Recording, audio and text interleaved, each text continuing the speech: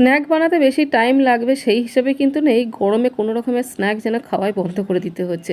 কিন্তু একবার ডিমের এই স্ন্যাকটা বানিয়ে দেখতে পারো, ভীষণ তাড়াতাড়ি হয়ে যাবে, মাত্র 10 মিনিট টাইম লাগবে, গ্যারান্টি দিচ্ছি।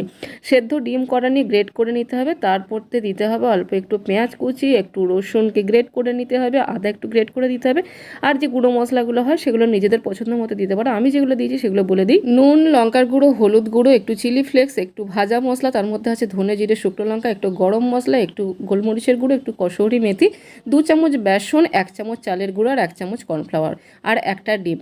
সমস্ত উপকরণগুলো এই দিয়ে মাখিয়ে নিতে হবে খুব ভালো করে। প্রথমে চামচ দিয়ে মাখিয়ে তারপর হাত দিয়ে মেখে নিলাম, একটা মণ্ড বানিয়ে নিয়ে তার থেকে ছোটো ছোটো বল কেটে নিয়ে চ্যাপ্টা আকারে গড়ে নিলাম। তারপর একটা করে টুথপিক আটকে দিয়ে ললিপপ বানিয়ে নিলাম, তারপর সর্ষের তেলে এপিট ওপিট করে ভেজে তুলে নিলাম, তারপর সার্ভ করে দিলাম সসের সাথে। আর হ্যাঁ, এটা সর্ষের তেলেই ভাজার চেষ্টা করবে, খেতে বেশি ভালো লাগে, খেতে কিন্তু দারুণ টেস্ট হয়। তোমরাও বাড়িতে ট্রাই করো। ভিডিও ভালো লাগলে please like, comment, share and subscribe করে দিও।